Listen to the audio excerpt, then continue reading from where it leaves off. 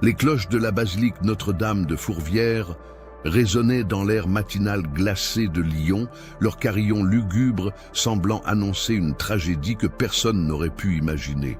Dans la luxueuse rue de la République, où les façades haussmanniennes reflétaient la prospérité de l'industrie textile lyonnaise, la mention Dubois se dressait comme un monument à la réussite bourgeoise. Ces murs de pierre claire, ornés de balcons en fer forgé, abritaient depuis 3 générations l'une des familles les plus respectées de la soie lyonnaise. Ce matin-là, pourtant, quelque chose d'impensable venait de se produire. Marie-Claire Bonneval, la gouvernante qui servait la famille depuis 15 ans, grimpa les marches de marbre blanc de l'escalier principal, ses pas résonnant dans le silence inhabituel de la demeure. À 60 ans, elle avait vu naître et grandir Élisabeth, cet enfant aux yeux d'un bleu si profond qu'il semblait parfois refléter les mystères de l'âme humaine. Pourtant, ce matin, quelque chose dans l'atmosphère la troublait profondément. « Monsieur Dubois, Madame ?» appela-t-elle en frappant délicatement à la porte de la chambre principale. Aucune réponse. L'horloge du grand salon venait de sonner 8 heures, et jamais monsieur Henri Dubois, magnate de l'industrie textile et homme d'affaires respecté, n'avait manqué son petit déjeuner à 7 heures précises. Sa ponctualité était légendaire dans tout Lyon. Marie-Claire tourna la poignée dorée et poussa la lourde porte en chêne massif. Ce qu'elle découvrit la figea sur place, arrachant à sa gorge un cri d'horreur qui résonna dans toute la mansion comme un présage de malheur. Le sang.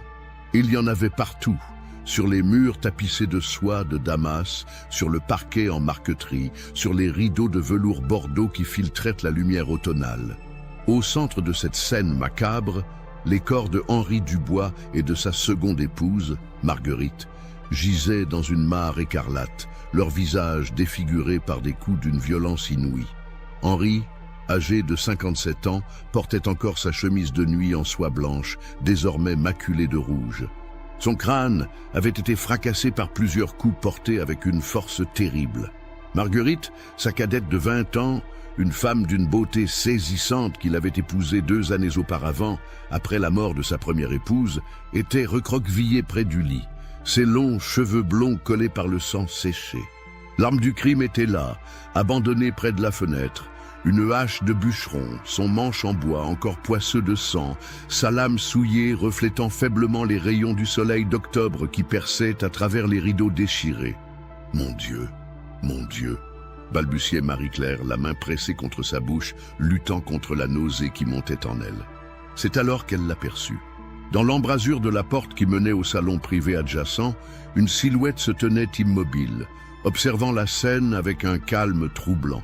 Élisabeth Dubois, 22 ans, vêtue d'une robe de chambre en soie ivoire qui contrastait de manière saisissante avec l'horreur environnante, ses cheveux châtain clair défaits cascadant sur ses épaules, ses yeux bleus fixés sur les corps de son père et de sa belle-mère. « Mademoiselle Élisabeth », chuchota Marie-Claire, sa voix tremblante. « Qu'est-ce qui s'est passé ?» Élisabeth tourna lentement la tête vers la gouvernante, et ce que Marie-Claire vit dans son regard la glaça jusqu'aux os.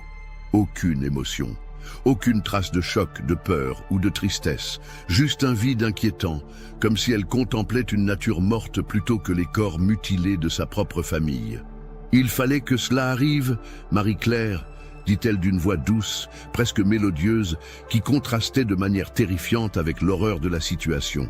Père avait découvert certaines vérités.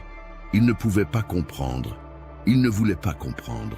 Les mots d'Élisabeth résonnèrent dans la chambre comme un aveu, et Marie-Claire sentit ses jambes se dérober sous elle.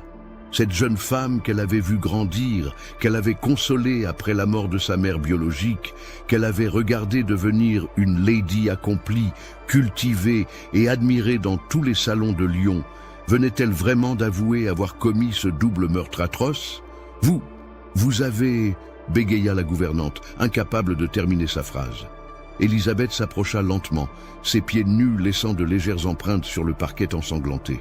Elle portait autour du cou un médaillon en argent que Marie-Claire ne lui avait jamais vu auparavant, orné d'étranges symboles gravés qui semblaient danser dans la lumière vacillante. « Prévenez la police, Marie-Claire », murmura Élisabeth en passant devant elle pour sortir de la chambre. « Dites-leur qu'Élisabeth Dubois les attend dans le salon bleu. Je ne fuirai pas. Pourquoi le ferais-je? J'ai accompli ce que je devais accomplir. » 1 heure plus tard, l'inspecteur Lucien Moreau de la Sûreté de Lyon arrivait sur les lieux avec son équipe, alerté par le télégramme urgent envoyé depuis le bureau de poste de la rue de la République. Moreau, un homme de 45 ans, aux traits burinés par 20 années d'enquête criminelle, avait vu bien des horreurs dans les bas-fonds de Lyon, mais jamais rien d'aussi brutal dans les quartiers huppés de la ville.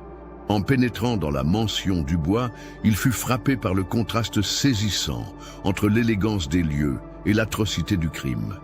Les murs étaient ornés de peintures de maître, les meubles témoignaient du goût raffiné de leurs propriétaires, et pourtant, au cœur de cette splendeur bourgeoise, 2 personnes avaient été sauvagement assassinées.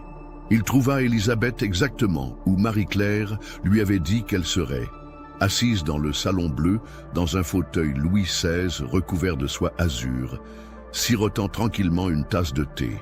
Elle avait pris le temps de se changer et portait maintenant une robe de deuil en taffetas noir, ses cheveux soigneusement coiffés en chignon, comme si elle recevait des invités pour un thé mondain. « Mademoiselle Dubois, » dit Moreau en s'approchant prudemment, « je suis l'inspecteur Moreau de la Sûreté. Je dois vous poser quelques questions concernant les événements de cette nuit. » Élisabeth leva les yeux vers lui, et Moreau fut immédiatement frappé par leur intensité troublante.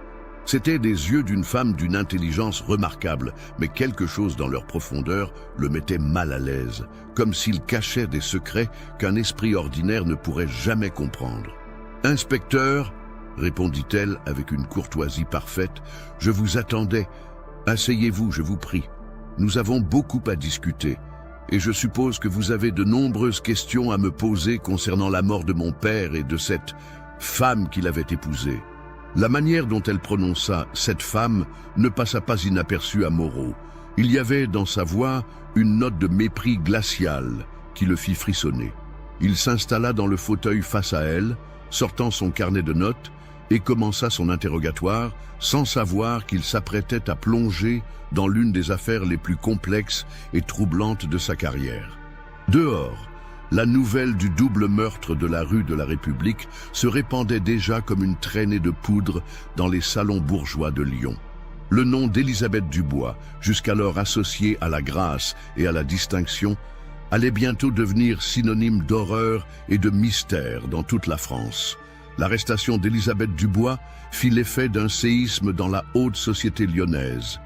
En moins de 24 heures, la nouvelle avait atteint Paris, et les journaux de la capitale titraient déjà sur « La belle empoisonneuse de Lyon » et « Le crime de la rue de la République ». Pourtant, ceux qui connaissaient vraiment Élisabeth peinaient à croire qu'une jeune femme si raffinée, si cultivée, ait pu commettre un acte d'une telle barbarie. Maître Julien Beaumont, avocat de renom établi dans le prestigieux quartier de Bellecour, lisait les gros titres du Petit Lyonnais dans son bureau aux Boiseries d'Acajou. À 42 ans, cet homme au visage émacié et aux yeux noisettes fatigués avait bâti sa réputation en défendant les causes perdues, guidé par une soif de justice qui l'avait parfois mené aux limites de l'épuisement professionnel. Son passé l'avait marqué. 10 ans plus tôt, il avait échoué à sauver un innocent de l'échafaud, un jeune ouvrier accusé à tort d'avoir assassiné sa patronne. Cette défaite l'obsédait encore, nourrissant en lui une détermination farouche à ne plus jamais laisser la justice commettre une erreur fatale. « Monsieur l'avocat », annonça son clerc en frappant à la porte, « une dame souhaite vous voir. Elle dit que c'est urgent et que cela concerne l'affaire Dubois. » Beaumont leva les yeux de son journal et acquiesça. Quelques instants plus tard, une femme d'une trentaine d'années pénétrait dans son bureau. Grande et élancée, elle portait une robe de voyage en lainage sombre et un chapeau à voilette qui dissimulait partiellement son visage. Ses yeux verts brillaient d'une intelligence perçante et sa posture trahissait une détermination peu commune chez les femmes de son époque. Maître Beaumont, dit-elle en s'asseyant sans y être invitée, je suis Camille Rousseau, journaliste au Figaro Illustré. Je viens de Paris spécialement pour cette affaire. Beaumont arqua un sourcil, intrigué. Il était rare qu'une femme exerce le métier de journaliste, et plus rare encore qu'elle vienne de la capitale pour couvrir un fait divers provincial, aussi dramatique soit-il. « En quoi puis-je vous être utile, mademoiselle ?»« Madame, corrigea-t-elle, veuve Rousseau. J'ai étudié le dossier préliminaire, et quelque chose me trouble profondément dans cette affaire. Élisabeth Dubois ne correspond pas au profil habituel d'une criminelle. J'ai l'intention de mener ma propre enquête et j'aimerais que vous acceptiez de la défendre. » Beaumont étudia cette femme énigmatique qui s'invitait dans son bureau avec l'assurance d'un homme d'affaires. Camille Rousseau avait elle-même une histoire douloureuse. Son mari, également journaliste, était mort 3 ans plus tôt en enquêtant sur un scandale de corruption qui impliquait de hauts fonctionnaires parisiens. Certains disaient qu'il s'était suicidé, mais Camille n'avait jamais cru à cette version officielle. Depuis, elle s'était spécialisée dans les affaires criminelles complexes, animée par le même besoin de vérité qui rongeait l'avocat. « Qu'est-ce qui vous fait penser qu'Élisabeth Dubois pourrait être innocente ?» demanda Beaumont, posant son journal sur son bureau. Camille sortit de son sac à main un petit carnet de cuir rouge et l'ouvrit à une page couverte de notes. Premièrement, l'arme du crime, cette hache de bûcheron. D'où vient-elle? Les Dubois emploient plusieurs domestiques pour l'entretien de leur propriété, mais aucun n'a reconnu cette hache comme appartenant à la maison. Deuxièmement, la position des corps suggère qu'ils ont été surpris dans leur sommeil, mais le médecin légiste a noté des ecchymoses sur les poignets de Marguerite Dubois, qui indiquent qu'elle s'est débattue. Comment expliquer cette contradiction? Beaumont se pencha en avant, captivé malgré lui par l'analyse méthodique de la journaliste. Et troisièmement, continua Camille, j'ai interrogé discrètement plusieurs personnes qui fréquentaient la famille Dubois. Tous décrivent Élisabeth comme une jeune femme certes réservée et intellectuelle, mais jamais violente. Elle passait ses journées à lire, à étudier des ouvrages d'histoire et de philosophie et entretenait une correspondance suivie avec plusieurs érudits européens. Beaumont hocha lentement la tête. L'approche rationnelle de cette femme l'impressionnait et son instinct lui disait qu'elle pourrait être une alliée précieuse dans cette affaire qui s'annonçait complexe. « Très bien, Madame Rousseau. J'accepte de défendre Élisabeth Dubois à condition que nous travaillions ensemble. Vos talents d'enquêtrice pourraient compléter mes compétences juridiques. » Ils se rendirent ensemble à la prison Montluc, où Élisabeth avait été incarcérée en attendant son procès. Le bâtiment de pierre grise, construit sous l'Ancien Régime, dressait ses murs imposants dans le quartier de la Part-Dieu. L'intérieur était humide et mal éclairé, empestant la paille moisie et la sueur humaine. La cellule d'Élisabeth se trouvait dans l'aile réservée aux prisonniers de conditions sociales élevées. Contrairement aux autres détenus, elle disposait d'un lit avec matelas, d'une table et d'une chaise, luxe relatif dans cet environnement carcéral. Lorsque Beaumont et Camille pénétrèrent dans la cellule, accompagnés par un gardien qui referma la porte derrière eux, ils découvrirent Élisabeth assise à sa table, écrivant dans un carnet à la lueur d'une chandelle. Elle portait la robe de détenue réglementaire, un tissu gris grossier qui ne parvenait pas à diminuer sa beauté naturelle. « Mademoiselle Dubois, » dit Beaumont en s'inclinant légèrement, « je suis maître Beaumont et voici Madame Rousseau, journaliste. Nous souhaitons vous aider à préparer votre défense. » Élisabeth leva lentement la tête et une fois encore, son regard troubla profondément ses interlocuteurs. Il y avait dans ses yeux une profondeur qui semblait receler des secrets immémoriaux, comme si cette jeune femme de 22 ans avait vécu plusieurs vies. « Maître Beaumont, » répondit-elle d'une voix douce mais ferme, « c'est très aimable à vous de vous préoccuper de mon sort, mais je crains que vous ne perdiez votre temps. Les faits parlent d'eux-mêmes, n'est-ce pas ?» Camille s'approcha et s'assit sur l'unique chaise disponible, étudiant attentivement le visage d'Élisabeth. « Les faits, peut-être, mais pas nécessairement la vérité. Pouvez-vous nous raconter ce qui s'est réellement passé cette nuit-là » Élisabeth ferma son carnet et joignit ses mains sur la table. Le silence s'étira pendant de longues secondes, troublé seulement par les bruits lointains de la prison et le crépitement de la chandelle. Cette nuit-là, commença-t-elle finalement, j'ai été réveillée par des cris terribles qui semblaient venir de l'enfer lui-même. Quand je suis arrivée dans la chambre de mon père, ils étaient déjà morts. La hache était là, couverte de sang, et j'ai eu le malheur de la toucher par stupeur et par horreur. Mais alors, qui a pu commettre ce crime? Demanda Beaumont. Élisabeth hésita, ses doigts effleurant machinalement le médaillon qu'elle portait au cou, celui que Marie-Claire avait remarqué le matin du crime. Mon père avait des ennemis, maître.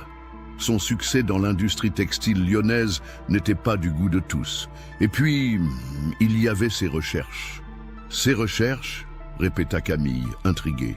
Père s'intéressait à l'histoire ancienne, aux textes ésotériques, aux traditions oubliées. Il possédait une bibliothèque remarquable d'ouvrages rares, certains datant du Moyen Âge. Dernièrement, il avait découvert quelque chose qui l'avait profondément troublé. Il parlait de vérités dangereuses et semblait craindre pour sa sécurité. Beaumont et Camille échangèrent un regard. Cette piste était la première information concrète qu'ils obtenaient, et elle ouvrait des perspectives inattendues sur les motivations possibles du crime. Pouvez-vous nous en dire davantage sur ces ouvrages et ces découvertes? Insista Camille. Élisabeth secoua la tête, une expression de tristesse traversant brièvement son visage. Père était très discret sur ses travaux. Il disait que certaines connaissances ne devaient pas tomber entre de mauvaises mains. Mais je sais qu'il correspondait avec un érudit allemand, un certain professeur Weber, spécialiste des manuscrits médiévaux. Peut-être pourriez-vous le contacter. Alors qu'ils quittaient la prison dans la soirée, Beaumont et Camille marchaient en silence dans les rues pavées de Lyon, chacun réfléchissant aux implications de ce qu'ils venaient d'apprendre. L'affaire Élisabeth Dubois se révélait déjà bien plus complexe qu'un simple crime passionnel ou un assassinat crapuleux. « Qu'en pensez-vous » demanda finalement Beaumont. Camille rajusta son châle contre le vent frais d'octobre avant de répondre. Je pense qu'Élisabeth Dubois nous cache encore beaucoup de choses, mais je commence à croire qu'elle pourrait effectivement être innocente du meurtre de son père et de sa belle-mère. La question est, qui avait intérêt à les tuer et quel rôle jouent ces mystérieux ouvrages anciens dans cette tragédie? Le lendemain, leur enquête allait les mener vers des découvertes qui ébranleraient leur certitude et les plongerait dans un labyrinthe de secrets bien plus sombre qu'ils ne l'avaient imaginé. 4 jours après le début de leur enquête, Beaumont et Camille avaient exploré tous les recoins de la mansion Dubois, interrogé les domestiques et même pris contact par télégramme avec le professeur Weber à Munich. Mais c'est en fouillant la bibliothèque personnelle d'Henri Dubois qu'ils allaient faire une découverte qui bouleverserait complètement leur compréhension de l'affaire. La bibliothèque, située au second étage de la mansion, était une pièce imposante aux murs tapissés de livres du sol au plafond. Des échelles coulissantes permettaient d'accéder au rayonnage supérieur, et l'odeur du cuir et du papier ancien imprégnait l'atmosphère. Henri Dubois avait effectivement constitué une collection remarquable d'ouvrages rares, particulièrement dans le domaine de l'histoire médiévale et des traditions ésotériques européennes. « Regardez ceci », dit Camille, en tirant délicatement un volume relié de cuir noir d'une étagère haute. Ce livre semble avoir été consulté récemment. Il s'agissait d'un traité du XVe siècle sur les pratiques occultes en Europe, rédigé en latin. Entre ces pages, ils découvrirent plusieurs feuilles manuscrites couvertes de l'écriture soignée d'Henri Dubois. Ces notes révélaient une obsession grandissante pour certains rituels ancestraux et leurs liens avec des familles nobles françaises. Mais ce fut en déplaçant le bureau d'acajou d'Henri qu'ils firent leur découverte la plus troublante. Dissimulé dans une cavité secrète derrière une plainte, ils trouvèrent un coffret en métal contenant des documents qui allaient faire voler en éclats toutes leurs hypothèses. Le premier document était un certificat de naissance datant de 1870, établi par l'hôpital de la Charité de Lyon. Selon ce certificat, Élisabeth Dubois n'était pas la fille biologique d'Henri, mais une enfant trouvée, abandonnée devant les portes de l'hôpital, avec pour seul indice un médaillon en argent orné de symboles mystérieux. « Mon Dieu !» murmura Beaumont en examinant le document. « Élisabeth ignore-t-elle qu'elle a été adoptée? Camille découvrit un second document encore plus stupéfiant. Une lettre datée de septembre 1892, soit un mois avant le meurtre, et signée par un certain docteur Émile Moreau, le frère de l'inspecteur qui menait l'enquête criminelle. Dans cette lettre, le docteur informait Henri Dubois qu'après des années de recherche généalogique, il avait identifié les véritables origines d'Élisabeth. Selon les investigations du docteur Moreau, Élisabeth était la descendante directe de Gilles de Retz, le compagnon d'armes de Jeanne d'Arc, devenu l'un des plus tristement célèbres criminels de l'histoire de France. Condamné et exécuté en 1440 pour des crimes atroces commis sur des centaines d'enfants, Gilles de Retz était resté dans les mémoires comme l'incarnation du mal absolu. Mais la lettre du docteur Moreau révélait un aspect méconnu de cette histoire. Selon des documents qu'il avait exhumés des archives secrètes du Vatican, Gilles de Retz n'était pas seulement un criminel fou. Il avait été initié à d'anciens rituels remontant aux traditions pré-chrétiennes, des pratiques qui lui conféraient, selon les croyances de l'époque, des pouvoirs surnaturels en échange de sacrifices humains. Plus troublant encore, le docteur Moreau affirmait dans sa lettre qu'avant sa mort, Gilles de Retz avait confié un secret terrible à son confesseur. Sa lignée était maudite et ses descendants manifesteraient inévitablement les mêmes pulsions meurtrières, à moins qu'ils ne parviennent à briser cette malédiction par un rituel spécifique décrit dans un grimoire ancestral. « Camille, dit Beaumont d'une voix blanche, regardez la date de cette lettre. Henri Dubois a reçu ces informations un mois avant sa mort. Croyez-vous qu'il ait pu révéler à Élisabeth ses véritables origines ?» Camille examinait un troisième document, une facture d'un antiquaire parisien datée du 5 octobre 1892, soit 10 jours avant le meurtre. Henri Dubois avait acheté une hache du XVe siècle, décrite comme ayant appartenu à un seigneur de Bretagne et portant des inscriptions runiques. « Beaumont, dit-elle d'une voix tremblante, je crois que nous venons de découvrir la véritable arme du crime. Cette hache n'était pas un outil ordinaire, c'était un artefact historique lié à l'histoire de Gilles de Retz. Ils trouvèrent enfin le document le plus accablant, le journal personnel d'Henri Dubois, rédigé dans les semaines précédant sa mort. Les dernières entrées révélaient son angoisse croissante face aux changements qu'il observait chez Élisabeth. 12 octobre 1892. Élisabeth a encore eu ses étranges absences. Je l'ai trouvée cette nuit dans la bibliothèque, lisant des passages du grimoire de Retz avec une intensité qui me glace le sang. Quand je lui ai parlé, elle m'a regardé comme si elle ne me reconnaissait pas. Ses yeux, il y avait quelque chose d'inhumain dans ses yeux. 13 octobre 1892. J'ai commis une erreur terrible en lui révélant ses origines. Je pensais qu'en connaissant la vérité, elle pourrait lutter contre cette hérédité maudite. Mais je crains au contraire d'avoir libéré quelque chose en elle, quelque chose que je ne peux plus contrôler. 14 octobre 1892. Marguerite a surpris Élisabeth en train de dessiner d'étranges symboles sur les murs de sa chambre avec son propre sang. Quand nous avons voulu l'arrêter, elle nous a parlé dans une langue que nous ne comprenions pas, une langue qui semblait venir du fond des âges.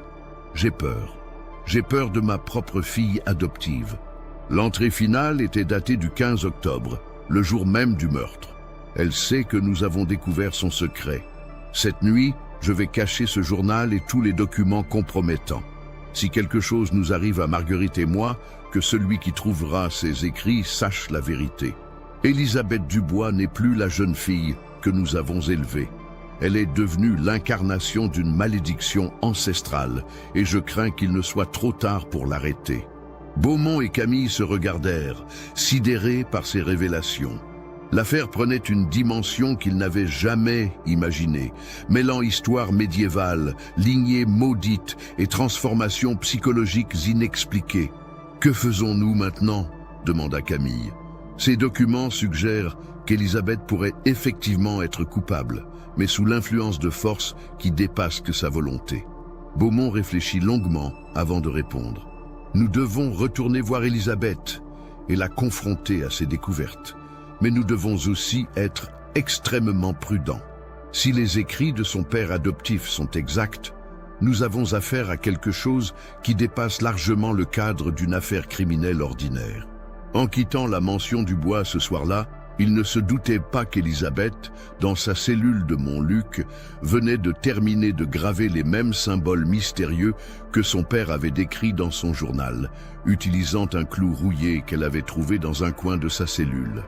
Et lorsque le gardien de nuit fit sa ronde à minuit, il découvrit avec effroi que la jeune femme semblait parler toute seule dans sa cellule, prononçant des mots dans une langue qu'il ne reconnaissait pas, ses yeux brillant d'une lueur étrange dans l'obscurité. L'enquête venait de basculer dans un territoire inexploré, où la frontière entre raison et folie, entre réalité et légende, devenait de plus en plus floue. La confrontation avec Élisabeth était prévue pour le lendemain, mais les événements prirent une tournure inattendue lorsque Camille reçut un télégramme urgent à son hôtel particulier de la place Bellecour. Le message venait du professeur Weber de Munich, l'érudit allemand avec qui Henri Dubois correspondait. Stop Documents, Dubois authentique, Stop Lignée, Res vérifiable, archive, Vatican, Stop Danger imminent, Stop Médaillon clé rituel, Stop Arrivée, Lyon Express demain, Stop Weber, Stop. Camille se précipita chez Beaumont qu'elle trouva dans son bureau en train d'étudier les documents découverts dans la mansion Dubois. La lueur des lampes à gaz donnait à la pièce une atmosphère lugubre qui convenait parfaitement à la gravité de leur situation. « Beaumont, regardez ceci », dit-elle en lui tendant le télégramme. « Le professeur Weber confirme nos découvertes, mais il parle d'un danger imminent. Qu'est-ce que cela peut signifier ?» L'avocat lut attentivement le message, ses sourcils se fronçant davantage à chaque mot. Le médaillon, nous avons remarqué qu'Élisabeth le portait depuis le jour du crime. Selon les notes de son père, elle ne l'avait jamais porté auparavant. Et si ce médaillon était l'élément déclencheur de sa transformation? Leur réflexion fut interrompue par des coups frénétiques à la porte. Le clerc de Beaumont fit irruption, le visage blême. « Maître, il y a eu une émeute à la prison de Montluc. Mademoiselle Dubois, elle a fait quelque chose aux autres détenus. » Ils se précipitèrent vers la prison à travers les rues sombres de Lyon. La nouvelle de l'incident s'était déjà répandue, et une foule de curieux s'était rassemblée devant les grilles de Montluc. L'inspecteur Lucien Moreau les attendait, son visage habituellement impassible, marqué par une inquiétude profonde. « Maître Beaumont, Madame Rousseau, » dit-il en les accueillant, « ce qui s'est passé cette nuit dépasse tout ce que j'ai pu voir en 20 ans de carrière. Élisabeth Dubois, elle a provoqué une sorte d'hystérie collective parmi les autres prisonnières. Ils pénétrèrent dans l'enceinte carcérale, où régnait encore une agitation palpable. Les gardiens parlaient à voix basse, jetant des regards nerveux vers l'aile où était détenue Élisabeth. Le directeur de la prison, un homme corpulent au visage rouge, les reçut dans son bureau. « Messieurs, dames, » commença-t-il d'une voix tremblante, « vers 3 heures du matin, nous avons été alertés par des cris provenant de l'aile des femmes. Quand nous sommes arrivés, nous avons trouvé toutes les détenues de cette section en proie à une agitation inexplicable. Elles récitaient toutes les mêmes mots dans une langue que personne ne reconnaissait, et elles semblaient comme hypnotisée. « Et Élisabeth » demanda Camille. Elle était debout au centre de sa cellule, les bras levés vers le plafond, ce médaillon brillant autour de son cou comme s'il était illuminé de l'intérieur. Les autres femmes la regardaient à travers les barreaux de leurs cellules, répétant ces paroles comme un chœur démoniaque. Beaumont et Camille échangèrent un regard troublé. Les événements prenaient une tournure qui défiait toute explication rationnelle. « Pouvons-nous la voir » demanda Beaumont. Le directeur hésita longuement avant d'acquiescer. « Suivez-moi, mais je vous préviens, elle n'est plus comme avant. » Ils descendirent dans les profondeurs de la prison, guidés par la lueur vacillante des torches murales. L'humidité suintait des murs de pierre, et l'air était chargé d'une tension presque palpable. En approchant de la cellule d'Élisabeth, ils entendirent sa voix, douce et mélodieuse, récitant des mots dans cette langue ancienne et mystérieuse. Quand ils arrivèrent devant sa cellule, Le spectacle qui s'offrit à eux les figea sur place. Élisabeth était assise en tailleur au centre de sa cellule, parfaitement immobile, ses yeux bleus fixés sur un point invisible au-dessus d'elle.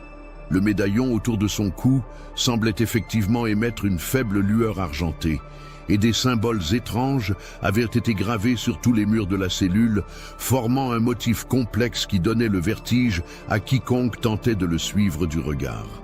« Élisabeth » appela doucement Camille.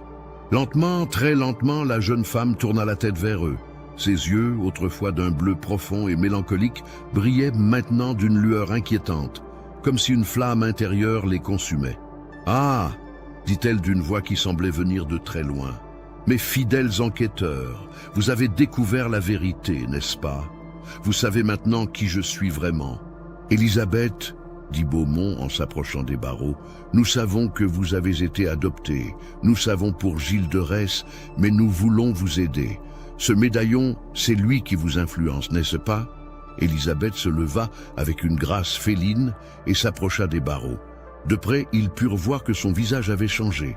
Ses traits s'étaient affûtés, ses pommettes s'étaient creusées, et quelque chose d'indéfinissablement différent émanait de toute sa personne. « Influence !» répéta-t-elle en riant, un rire cristallin qui résonna étrangement dans la cellule. « Non, chers amis, ce médaillon ne m'influence pas, il me révèle ce que j'ai toujours été au plus profond de mon être. » Elle porta la main à son cou et caressa le médaillon avec une tendresse troublante. « Voulez-vous connaître la véritable histoire? Henri Dubois n'était pas seulement un collectionneur d'ouvrages anciens. Il était membre d'une société secrète dédiée à la traque des descendants de lignées maudites. Ils m'ont trouvé, ils m'ont adopté, non par bonté, mais pour m'étudier, pour comprendre comment briser les malédictions ancestrales. » Camille sentit un frisson glacé parcourir son échine. Pendant 22 ans, ils ont essayé de supprimer ma vraie nature. Ils m'ont gavé de littérature pieuse, m'ont fait éduquer par des religieuses, ont tenté de me maintenir dans l'ignorance de mon héritage. Mais le sang ne ment pas, et quand j'ai touché ce médaillon, le médaillon que portait ma vraie mère quand elle m'a abandonné, tout est remonté à la surface. « Alors vous avez vraiment tué votre père adoptif et sa femme ?» demanda Beaumont, bien qu'il connaisse déjà la réponse. « Avec la hache de mes ancêtres, oui. » Henri avait compris que ses expériences avaient échoué, que je n'étais pas guérissable. Il voulait me livrer aux autorités ecclésiastiques, me faire enfermer dans un couvent pour le reste de mes jours. Et Marguerite, cette femme cupide qui avait épousé Henri uniquement pour sa fortune, elle avait découvert l'existence de mon vrai héritage et menaçait de tout révéler à la presse si Henri ne la déshéritait pas en ma faveur. Le professeur Weber arriva à Lyon le lendemain matin par le premier train de Munich. C'était un homme âgé d'une 60aine d'années, aux cheveux blancs et à la barbe soigneusement taillée, portant des lunettes rondes qui lui donnaient l'air d'un hibou savant.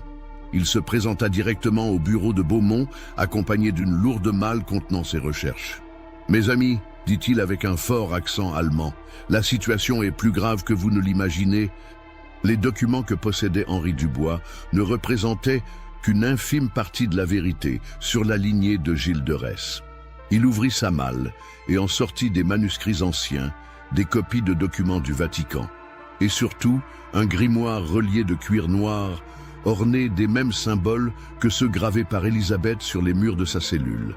Gilles de Retz n'était pas seulement un criminel fou, expliqua Weber.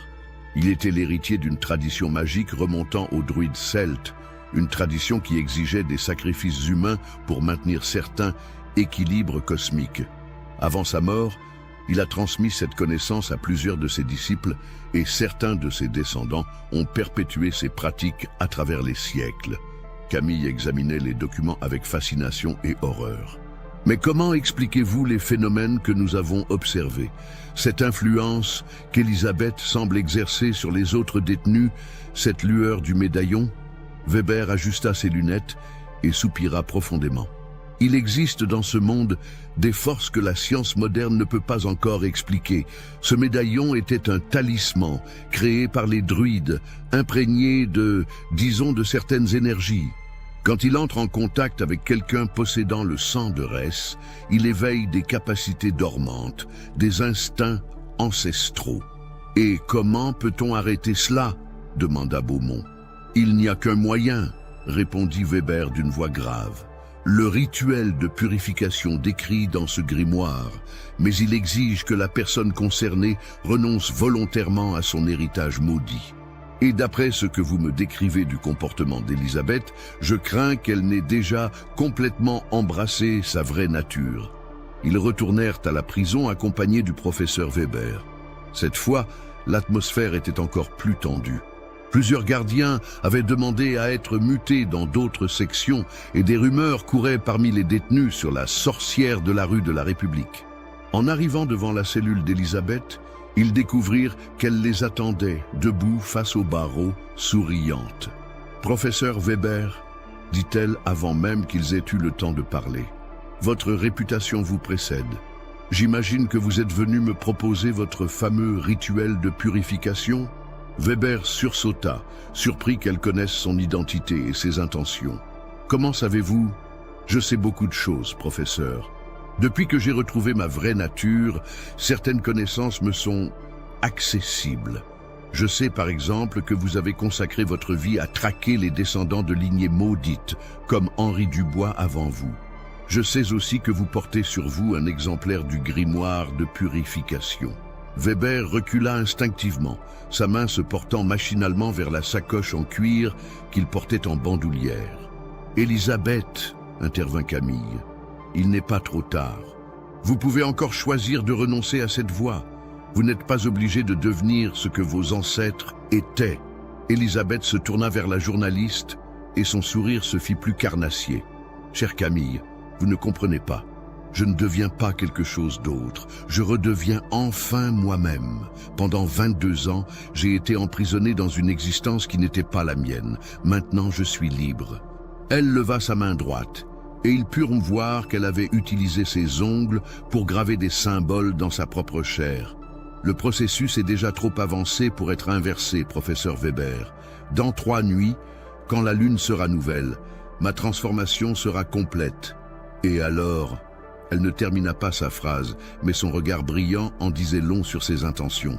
Le procès d'Élisabeth Dubois commença 1 semaine plus tard, dans une atmosphère de tension extrême. Toute la France suivait cette affaire qui défrayait la chronique, et les journaux rivalisaient de titres sensationnels. Beaumont plaida la démence, soutenu par le témoignage du professeur Weber, qui expliquait, dans un langage scientifique soigneusement choisi, les troubles psychologiques dont souffrait l'accusé. Mais Élisabeth elle-même sabota systématiquement sa défense. Lors de ses interventions, elle parlait avec une éloquence troublante de ses crimes, les décrivant non comme des actes de folie, mais comme l'accomplissement d'un destin ancestral. Elle récitait des passages entiers de textes anciens dans des langues que personne dans la salle d'audience ne reconnaissait, et son regard hypnotique troublait profondément tous ceux qui croisaient ses yeux. Le jury, composé de bourgeois lyonnais respectables, était manifestement effrayé par cette femme qui semblait incarner tous leurs cauchemars sur la nature féminine et les forces occultes. Le verdict tomba sans surprise. Coupable de double meurtre, condamné à la guillotine. Mais l'exécution n'eut jamais lieu. La nuit qui précédait l'exécution prévue d'Élisabeth Dubois, un événement se produisit qui alimenterait les légendes urbaines lyonnaises pendant des décennies.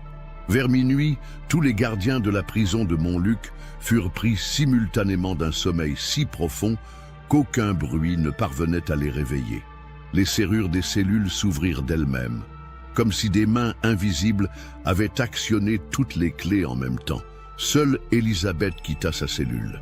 Les autres détenus, toujours sous son influence mystérieuse, restèrent couchés dans leur lit, récitant dans leur sommeil les mêmes incantations étranges qu'elle murmurait depuis des semaines. Le lendemain matin, quand les gardiens se réveillèrent, ils trouvèrent la cellule d'Élisabeth vide. Sur les murs, gravés dans la pierre, avec une précision impossible à obtenir avec les outils rudimentaires d'une prisonnière, de nouveaux symboles étaient apparus. Ces symboles formaient un message dans un latin archaïque que seul le professeur Weber parvint à déchiffrer. Libertas per sanguinem, cursus completus, res vivi. Liberté par le sang, le cycle est accompli, res vie. L'enquête sur l'évasion d'Élisabeth mobilisa toutes les forces de police de la région Rhône-Alpes, mais aucune trace de la fugitive ne fut jamais retrouvée. C'était comme si elle s'était volatilisée dans la nuit lyonnaise. Beaumont et Camille, rongés par un sentiment d'échec et d'inquiétude, continuèrent leurs recherches privées pendant plusieurs mois. Ils découvrirent que d'autres évasions mystérieuses avaient eu lieu dans différentes prisons européennes au cours des dernières décennies, toujours impliquant des criminels supposés être des descendants de lignées maudites médiévales. Le professeur Weber leur révéla l'existence d'une organisation secrète internationale, dont Henri Dubois avait fait partie, dédiée à la surveillance et au contrôle de ces lignées dangereuses. Cette organisation, connue sous le nom de Custodia Luminis, gardien de la lumière, opérait depuis le XVIe siècle avec la bénédiction discrète du Vatican et de plusieurs gouvernements européens. Henri Dubois n'était pas seulement un industriel prospère, expliqua Weber lors de leur dernière rencontre dans son bureau. Il était l'un de nos agents les plus efficaces. L'adoption d'Élisabeth faisait partie d'une expérience pour tenter de domestiquer une lignée maudite en offrant à l'enfant un environnement d'amour et d'éducation chrétienne. Et cette expérience a échoué, constata amèrement Camille. Pire que cela, elle a créé un être encore plus dangereux que ses ancêtres. Élisabeth combine l'intelligence moderne avec les instincts ancestraux de Gilles de Retz. Elle représente une menace d'un genre nouveau. 3 mois après l'évasion, des événements étranges commencèrent à se produire dans différentes villes européennes. À Prague, une famille de nobles fut retrouvée morte dans des circonstances rappelant étrangement les meurtres de la rue de la République. À Vienne, un collectionneur d'antiquités occultes disparut mystérieusement, laissant derrière lui sa bibliothèque saccagée et des symboles familiers gravés sur les murs de sa demeure. Camille, qui avait repris son travail de journaliste au Figaro Illustré, recevait régulièrement des témoignages de lecteurs affirmant avoir aperçu une jeune femme correspondant au signalement d'Élisabeth dans diverses localités européennes. Toujours les mêmes détails, une beauté saisissante, des yeux d'un bleu hypnotique, un médaillon argenté au cou et une aura de danger qui glaçait le sang de ceux qui la croisaient. Un jour de printemps 1893, Beaumont reçut une lettre qui le fit pâlir. Elle était signée d'une écriture qu'il reconnaissait parfaitement, celle d'Élisabeth Dubois. « Mon cher maître Beaumont, j'espère que cette lettre vous trouvera en bonne santé. Vos efforts pour me défendre m'ont touché, même si vous n'avez jamais vraiment compris la nature véritable de ce que vous défendiez. Je vous écris pour vous remercier, d'une certaine manière. En révélant mes origines, en me confrontant à ma véritable nature, vous m'avez aidé à devenir enfin ce que j'étais destiné à être. La petite Élisabeth docile et cultivée que Henri Dubois avait tenté de façonner n'était qu'une larve. Maintenant, le papillon a émergé de sa chrysalide. Vous vous demandez sans doute où je me trouve et ce que je deviens. Sachez que je poursuivrai l'œuvre inachevée de mes ancêtres. Il existe dans ce monde des vérités que l'humanité n'est pas prête à affronter, des forces que vos sciences naissantes ne peuvent appréhender. Mon rôle est de préserver ces vérités et de préparer le terrain pour ceux qui viendront après moi. N'essayez pas de me retrouver. Ma nouvelle existence se déroule dans des sphères que votre esprit rationnel ne peut concevoir. Mais sachez que parfois, lors des nuits sans lune, je pense avec une certaine affection à ces quelques semaines où vous avez cru pouvoir me sauver. Peut-être nos chemins se croiseront-ils à nouveau un jour, dans cette vie ou dans une autre.